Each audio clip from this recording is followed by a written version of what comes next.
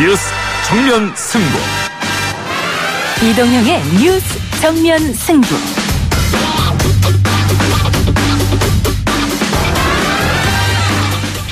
네, 어제는 잘 쉬셨습니까? 이동형 작가 휴가로 이번 주 한 주 정면 승부 스페셜 MC를 맡게 된 이현경입니다. 뉴스 정면 승부 오늘 준비한 내용 먼저 전해드리겠습니다. 구체적인 협조에 대해서 우리가 합의를 해낼 수 있다면 국민들께 좀 더 희망을 드릴 수 있지 않을까 생각합니다. 지난번 4.17 판문점 선언에 대해서 국회에서 비준 동의를 해주신다면 평양에서 정상회담을 가질 때 훨씬 더 힘이 되지 않을까. 문재인 대통령이 오늘 5당 원내대표를 청와대로 초청해서 오찬을 함께했습니다. 협치를 뜻하는 오색 비빔밥 오찬이었다고 하는데요. 이 비빔밥 드시고 온 분, 자유한국당 김성태 원내대표 만나보겠습니다. 국제기관의 연구에 따르면 향후 30년간 남북 경협에 따른 경제적 효과는 최소한 170조 원에 이를 것으로 전망합니다.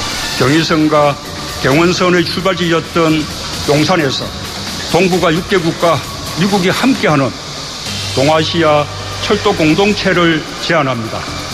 평화가 경제입니다. 남북경협 경제적 효과 170조, 동아시아 철도 공동체. 어제 8.15 광복절에 있었던 대통령 경축사 중 저희가 주목하는 부분입니다. 두 가지 이야기 최강변기에서 해보겠습니다. 손고문 같은 경우는 대기업 CEO형이라고 하잖아요. 대기업은 좀 올드보이가 해도 뭐 그럭저럭 불러가는데 신생 벤처 정당의 올드보이가 CEO하는 거 보였습니까? 사실 이제 손고문 쪽에서 안심팔이 하다가 너무 안심하셔가지고 이번에 낭패를 봤는데 손에 손잡고 가면 망한다. 바른미래당이 9.2 전당대회를 앞두고 있죠. 당대표 후보로 나선 하태경 의원 잠시 후 3부에서 연결하겠습니다. 사법폭력입니다. 앞으로 직장과 각종 조직 내에서 벌어지는 위계에 의한 성폭력 다수는 면죄부를 얻게 될 것입니다. 정의당도 고 노회찬 원내대표가 비동의 강간죄와 함께 성폭력 범죄에 대한 포괄적인 처벌 강화를 위한 법안 준비를 완료한 상태입니다. 조속히 법안 발의를 약속드리겠습니다. 네, 안희정 전 충남지사 무죄 판결에 대해서 정의당 이정미 대표의 말이었습니다. 현행 성폭력 처벌 관련 법의 개정을 강력하게 촉구했는데요. 오늘 국벤져스 스튜디오에서 만나뵙겠습니다. 8월 16일 목요일 뉴스 정면 승부 시작합니다.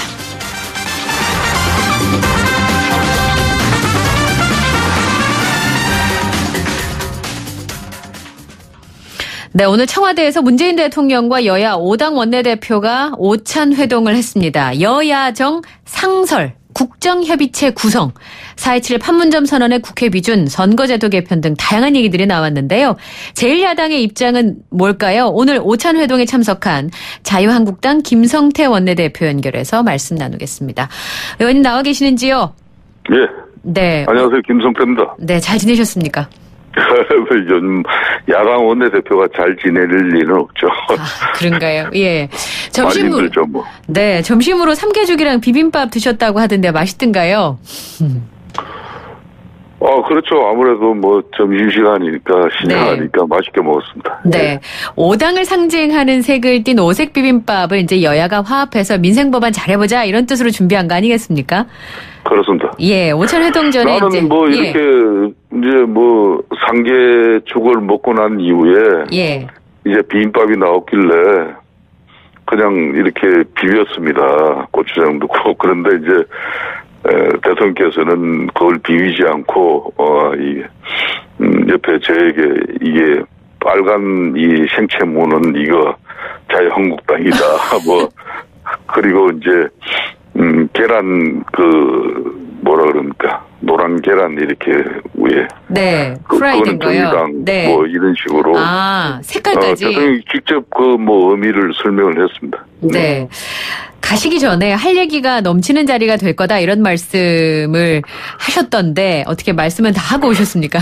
그렇습니다. 그래서 1시간 반 회동 청와대가 준비했습니다만은 한 2시 10분까지 했으니까 40분이 초과됐죠. 아, 예.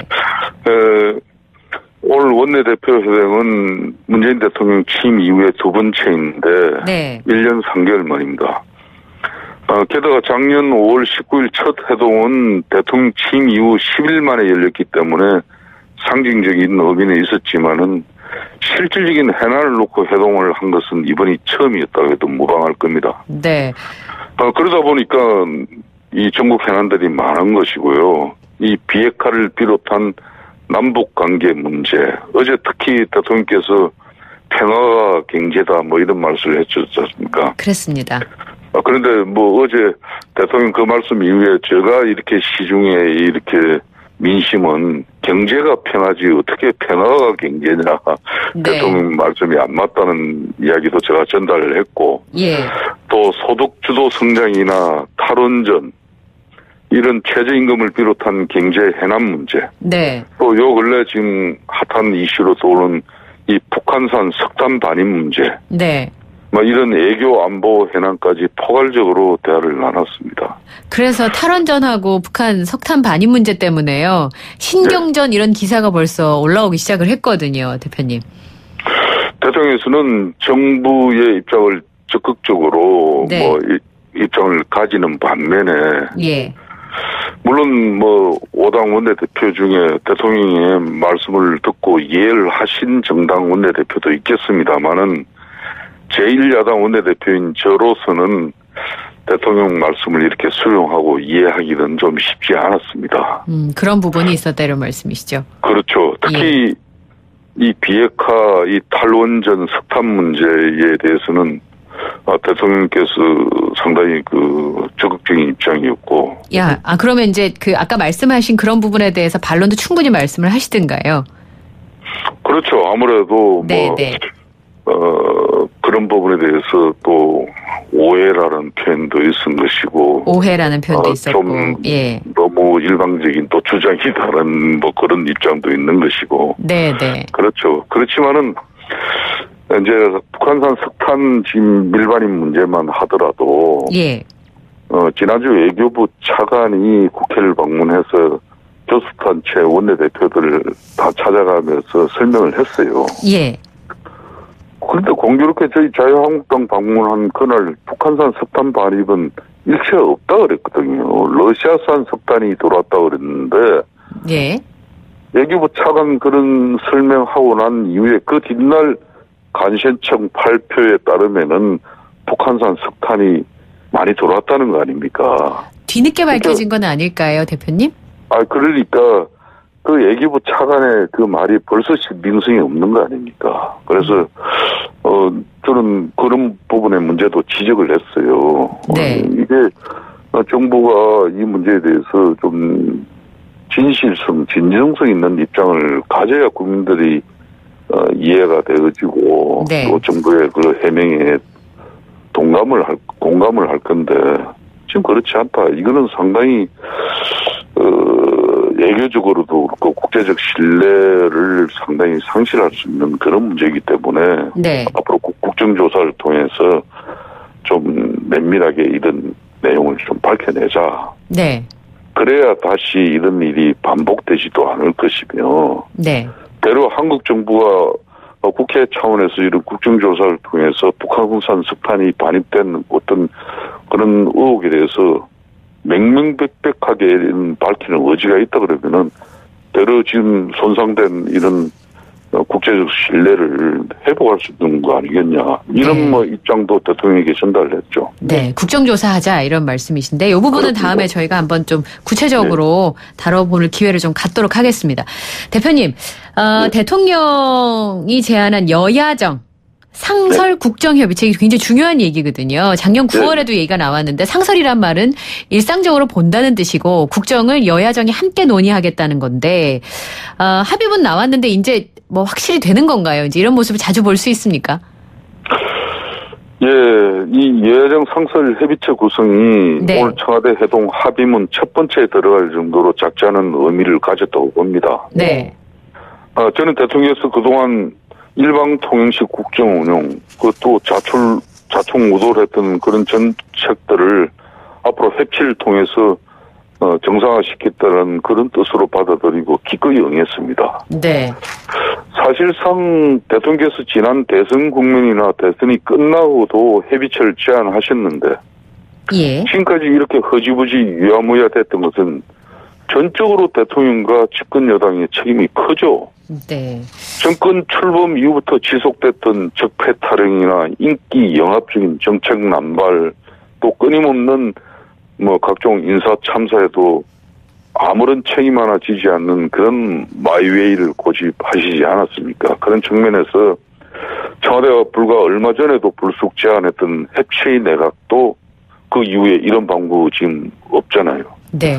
그러다 보니까 예. 국민 전환용 해치 쇼라든지 지지율 반등용 쇼통이라는 비판을 받아왔지 않습니까? 네. 하지만 오늘 회동을 계기로 진정한 협치가 이루어지기를 바라는 그런 제1야당의 심정을 대통령께서도 10분 잘 이해해 주시고 네. 앞으로 진정성 있는 그런 국정운영 전반에 대한 여야정 상설 협의체가 됐으면 하는 그런 바람입니다. 네.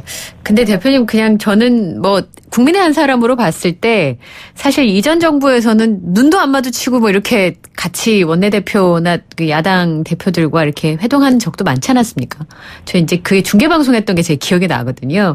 그에 비하면 이 여야가 모두 모여서 무언가를 다른 의견을 얘기할 수 있다는 것도 좀 진일보했다고 평가되는 대목도 있는 것 같은데요. 예. 좀 폐쇄적이고. 네. 때로는 권위주의적 국정 운영 방식이. 네. 우리 국민들로부터 얼마나 지탄받고 또, 거기에 대한 심판이 이루어졌는지 다 알지 않습니까? 작년 올해의 정치 상황을 보면은. 네. 그렇기 때문에 이제 대통령께서 진정한 협치 정국을 위한 이 여야정 상설 협의체에 대한 저희들도 이게 정쟁만 가지고 또 늘 청와대를 또 대통령을 불신하는 어떤 입장만 가지고 대할 문제는 결코 아니기 때문에 오늘 여야정 상설 협의체에 기꺼이 응한 것이죠. 예. 그런 측면은 대통령도 잘했다고 생각합니다. 네. 또 일부에서는 예전에는 그 홍준표 대표 계실 때 이렇게 두 분이서 만나자 이런 거 많이 있었잖아요. 다른 분들 빼고 만나자 이래서 혹시 자유한국당에도 그런 좀 책임이 있는 거 아닌가 이런 의견을 가지신 분들도 계시거든요. 어떻게 생각하세요, 대표님? 그런 또 주장을 충분히 할 수 있는 것이죠. 그렇지만은 이제 물론 군소 정당도 존중해줘야 되겠지만 소수 의견도 존중이 돼야 되니까요. 네. 그렇지만은 또 이제 진정한 국정 운영에 또 파트너십은 제1야당과 실질적인 협치를 이야기하는 거 아니겠습니까? 지금 정의당이나 민주평화당 이런 정당들은 사실상 거의 지금 문재인 대통령의 국정 운영의 계를 같이 하고 있어요. 그러니까 그 정당을 요즘 제대로 된 야당으로 보는 그런 국민적 시각은 없지 않습니까? 예. 나중에 이제 4부 이정미 대표가 나오실 텐데 제가 직접 한번 그렇게 여쭤보도록 하겠습니다. 제가 좀 구체적인 사안에 대해서 좀 여쭙고 싶은데 시간이 많지 않아서 협치의 1호 사실 결과물이 없으면 만나시기만 하는 건 사실 의미가 없긴 하거든요. 협치 1호보만은 뭐가 되실지 남북 정상회담에 같이 가자 그런 말씀도 하셨잖아요. 9월에 평양 방문 때 국회도 같이 가자 이런 말씀까지 하셨는데 뭐가 되실 건지 한 가지만 꼽으신다면 뭐가 될 것으로 예상하십니까? 제가 오늘 이런 대통령께 합의문에 좀 내용을 넣자 그랬어요. 여야정 상설 협의체 어제 1호는 탈원전 정책의 그 조정과 보완 그러니까 속도 조절 방향을 목표를 다시 설정하는 그런 내용으로 이걸 조절하는 걸로 하고 이 내용을 담자고 했는데 법안은 아니지만은 그만큼 이제 문재인 대통령의 탈원전 정책을 철회시키고자 하는 의지였죠. 그렇지만 이 부분에 올 합의문에 담지는 못했지만은 해치 1호 법안은 다음 주 월요일 우리 자유한국당 의원 전원이 참석하는 연찬회에서 민생 및 규제 핵심 법안들에 대한 면밀한 검토 이후에 총의를 모아서 11월 달 이제 협치 1호 법안을 뭐로 할 건지 시간이 아직 있으니까 저희들이 충분히 검토하겠습니다.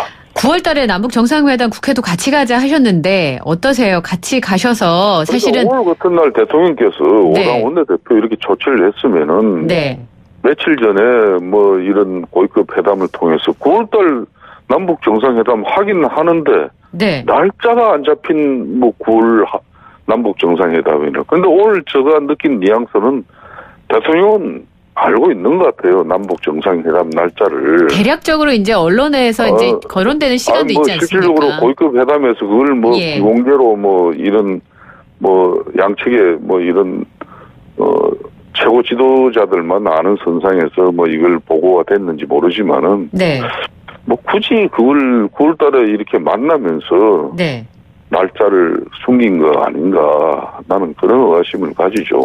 대표님 혹시 대통령께서 뭐 북한의 구구절 때문에 좀 이렇게 여러 가지 좀 고민이 있었다 이렇게 솔직한 토로라도 있었으면 좀 속이 시원했을 건데 뭐 그런 이야기는 일절 없었습니다. 가자면 가실 겁니까, 대표님? 예?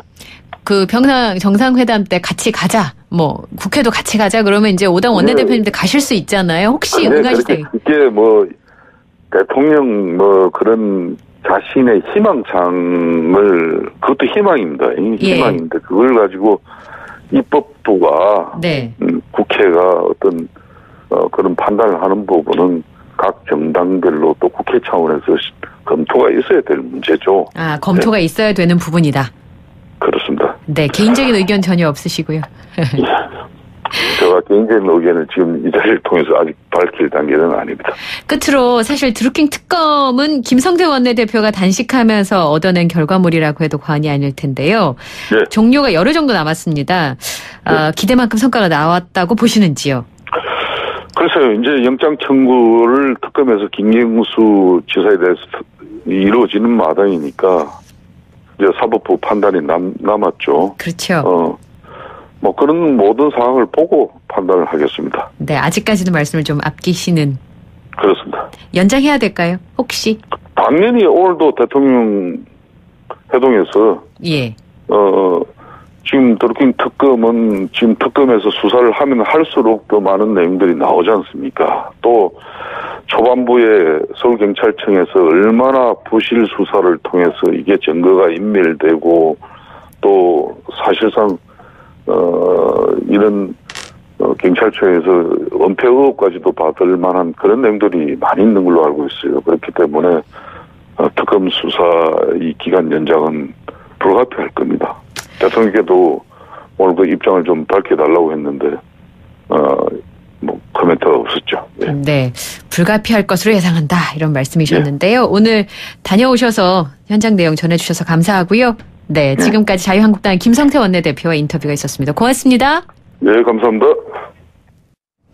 네, 8328님께서 국회에서 싸우는 게 일이다. 뭐 이렇게 약간 비판적인 의견을 보내주시기도 하셨습니다. 저는 잠시 후 2부에서 뵙겠습니다. 딱딱하고 지루한 뉴스가 소설보다 흥미진진해지는 새로운 경험. 놀라셨죠? 이것이 바로 이동준의 뉴스 정면 승부.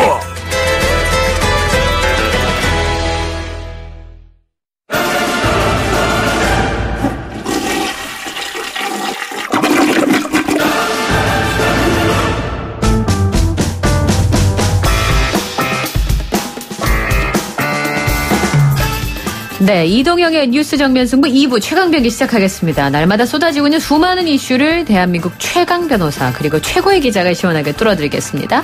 백주선 변호사, 경향신문의 임지성 기자 두 분 모셨습니다. 어서 오십시오. 안녕하세요. 네, 안녕하십니까.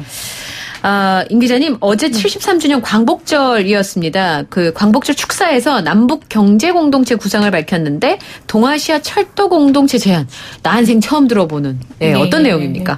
어제 그 문재인 대통령이 광복절 축사를 하면서 이 남북 간의 이 정치적 통일은 멀었더라도 이 남북 간의 평화를 정착시키고 자유롭게 오가며 하나의 경제 공동체를 이루는 게 우리에게 진정한 광복이다라고 하면서 이제 몇 가지 구체적인 구상을 밝혔습니다. 그 중에 하나가 이제 남북 철도 도로를 연결하는 걸 연내에 착공하겠다는 내용이 있고요. 네. 또 경기도와 강원도의 경제, 이 통일 경제 특구를 설치한다는 내용과 이 동북아 6개국의 동아시아 철도 공동체를 제안했습니다.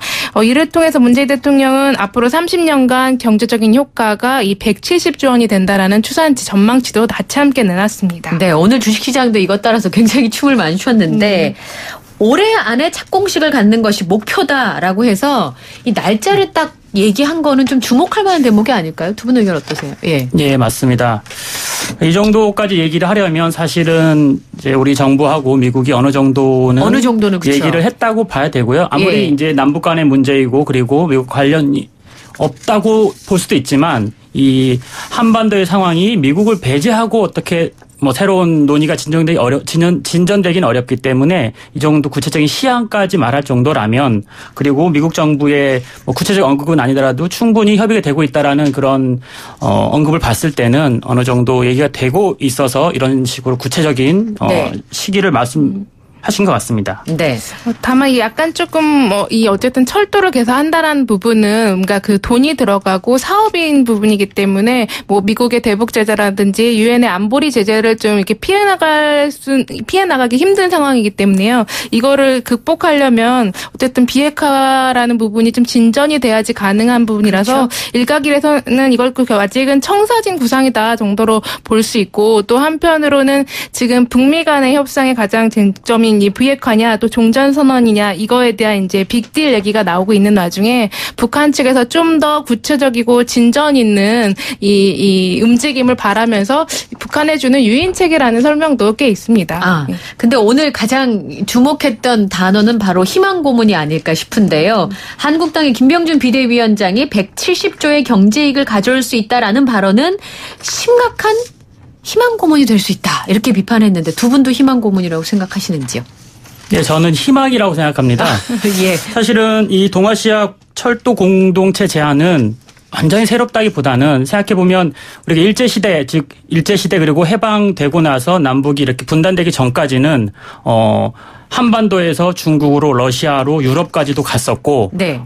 그런 열려있는 어떤 통로였다고 하면 분단 이후에는 그게 이제 막혔던 것이고 사실은 교류가 있으면 거래가 생기는 것이고 거래가 생긴다는 것은 경제 효과가 생기는 것이기 때문에 그렇죠. 그 비용 추산한 금액은 추산 방식에 따라 뭐 170조 원일 수도 있고 뭐 150조 원일 수도 있겠지만 경제 효과가 반드시 생긴다고 보고 그것은 우리 민족 전체에서는 굉장히 중요한 변곡점이고 희망이라고 저는 생각을 합니다. 예. 저도 뭐 수치는 우리가 경제학자가 아니니까 계산할 수 없지만 이 남북이 통일되고 뭐 경제적 협력이 된다면 우리가 이제 북한의 노동력을 또 이용할 수 있기 때문에 우리 경제가 한 발짝 도약할 수 있는 단계가 되는 건 분명하거든요. 네. 그런 측면에서 뭐 대통령이 청사진을 제시할 수 있는 거 아닌가라고 생각이 듭니다. 예.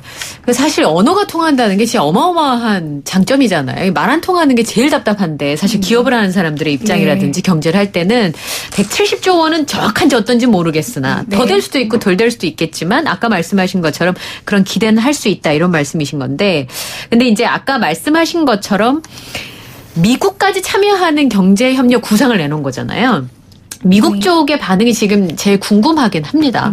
미국에서는 아직 이거와 관련해서 직접적인 논평이 나오거나 하지 않았습니다. 네. 미 국무부 관계자가 이 미국에서 우리 VOA의 논평 요청이 오자 미국과 한국은 북한 문제에 대해서 통일된 대응을 하기 위해서 긴밀하게 협조하고 있다라면서 즉답을 피했습니다. 그래도 협조하고 있다고 그랬네요. 예, 그죠? 협조하고 있다고 했습니다. 어쨌든 미국도 그 대북 제재를 강경하게 고수하고 있고 네. 미국뿐만 아니라 이게 앞서 말씀드렸듯이 유엔 안보리 제재 2375호에 규정돼서 하고 있기 때문에 당장의 이 경제 협력에 대해서 오케이 너네 해라라고 말하기에는 뭐 이렇게 외교적인 수사로도 쉽지 않은 거죠. 네.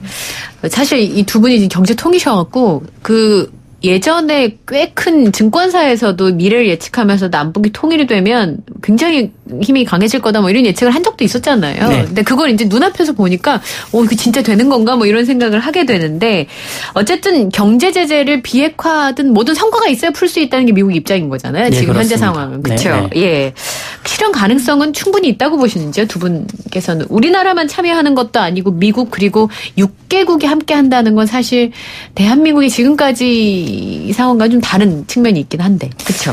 근데 가장 큰 건 이게 지금 우리는 경제를 많이 얘기하지만 미국의 입장에서는 경제가 큰 주제가 남북 간의 경제가 큰 주제가 아니기 때문에 예, 결국은 그 얼마나 완전하고 핵 검증 가능한 그 북한의 비핵화가 되느냐 네. 이게 앞서기 때문에 이걸 실현 가능성을 참 답하기는 참 어려울 것 같습니다. 바래야 되겠네요, 그죠? 네. 그러니까 이제 우리가 아주 통일해서 비용을 얘기한 것은 길게 보면 한 25년, 30년쯤 된 건데 그전에는 우리가 외세에 의해서 외세의 강요로 분단이 됐기 때문에 한 민족이고 네. 그렇기 때문에 통일하는 게 당연하다. 네. 이렇게 생각을 했었는데 네.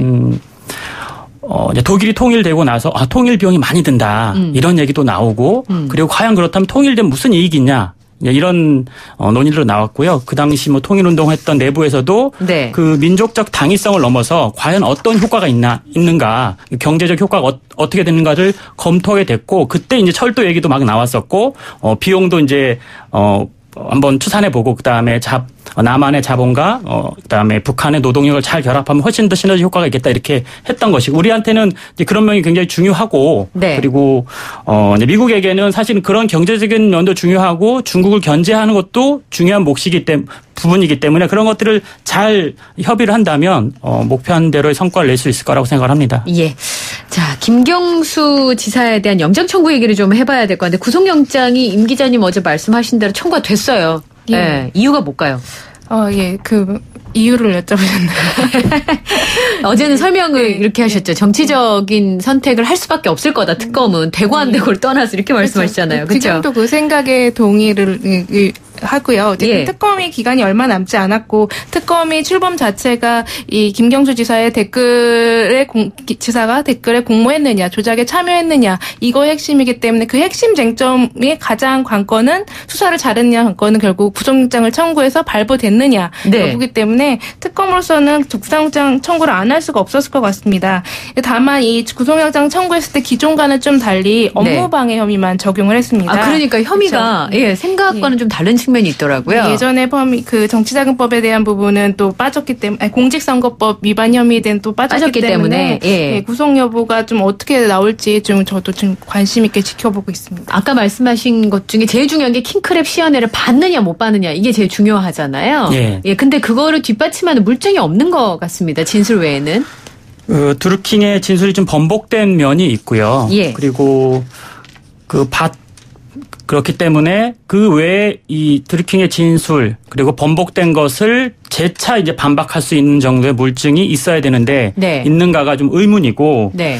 잠깐 얘기하신 것처럼 이번에 구속영장을 청구하면서 그 컴퓨터 등 장애 업무 방해죄 혐의로만 구속영장을 청구하고 공직선거법이라든지 정보통신망법 위반에 대해서는 따로 구속 사유로 추가하지 않았기 때문에 사실 그렇다면은 뭔가 댓글을 조작하는 데에 관련은 있다 정도까지만 법원에 이제 소명을 하려고 하는 것이고 그것이 공직선거, 즉 선거에 개입하려고 했거나 아니면 정보통신망을 어떤 방해하려고 하는 것까지는 정확하게 소명하지 못하는 정도의 그 증거만 확보한 것이 아니냐. 네. 그렇다면 이 구속영장 발부에서도 굉장히 좀 난항이 예상되는 상황이다 이렇게 저는 이렇게 보고 있습니다. 그래서 뭐 일부에서는 특검이 무리수를 두는 거 아니냐라는 평가가 있는데 변호사님 어떻게 보세요? 특검이 만들어졌으니까 뭔가 성과를 내고 예. 법이 도입되고 특검이 임명된 데에 성과를 내기 위해서는 아무래도 조사한 결과를 바탕으로 해서 이 기소를 하는 데까지는 가려고는 할 것 같습니다. 그것이 실제 유죄 판결이 나올지 안 나올지는 모르겠으나 특검의 입장에서는 그 외에 다른 선택을 할 수 있겠는가 저는 어렵다고 보고 기소를 어떻게든 하려고는 할 것 같습니다. 김경수 지사 입장은 어떻습니까, 기자님? 예, 오늘 굉장히 대단히 유감이라는 입장을 내놨습니다. 오늘 출근길에 한 말인데요. 특검이 이 사건의 실체와 진실을 밝혀줄 것이라는 일말의 기대가 있었지만 공정하고 합리적인 판단할 거라는 기대가 무리였던 것 같다라는 입장을 내놨습니다. 사실 결과에 따라서는 김경수라고 한 정치인에게 굉장히 큰 영향을 줄 수 있는 일 아니겠습니까? 예, 그렇습니다. 근데 이 사안은 김경수 지사만의 일로 끝날 게 아니라 문재인 정부에도 굉장히 큰 타격을 줄 수 있기 때문에 이게 혼자만의 일은 사실 지금은 아닌 상황이죠. 네. 근데 더불어민주당에서는 특검을 굉장히 강하게 비판하고 있는 것 같은데요. 예, 오늘 김현 더불어민주당 대변인이 그 허익범 특검의 영장 청구 쇼라는 표현까지 썼습니다. 영장 청구 쇼. 예. 예. 범죄의 소명 정도나 범죄 중대성, 도주 우려 놓고 봤을 때는 억지이자 시화에 불과하다라는 입장을 내놨습니다. 네. 특검 기한이 변호사님 다음 주 토요일까지죠? 네네. 연장될 가능성이 있습니까? 연장되기가 좀 어렵다고 봅니다. 일단 특검 자체가 연장을 강력하게 희망하고 있지 않기 때문에 그런 뉘앙스를 보지 못한 것 같아요. 아직까지는. 네, 그래서 조사를 더 해야 될 필요성은 있을 수 있는데 네. 그렇다면 이 조사 주체인 특검이 적극적으로 이 이러저러한 이유 때문에 특검 기간을 연장해야 된다. 네. 그런 얘기를 하고 협력을 구하고 설득을 해야 되는데 그런 작업이 전혀 없기 때문에 그냥 예정대로 이 특검 기간이 종료되면 거기서 수사를 종결하지 않을까 이렇게 저는 생각을 하고 있습니다. 임 기자님 동의하세요? 구속영장 발부가 되느냐 안 되느냐에 좀 차이가 있겠죠. 영장이 발부가 된다면 네. 추가적인 수사를 위해서라도 특검이 더 연장 요청을 할 수도 있겠지만 지금 그런 그 가능성이 사실 대부분 법 쪽에서 낮게 보고 있기 때문에 연장하는 거에 좀 힘이 실리지 않고 있는 국면이기도 합니다. 네. 영장 청구 어떻게 예상하시는지 두 분 의견 좀 듣고 마무리해야 될 것 같은데 발부가 될까요?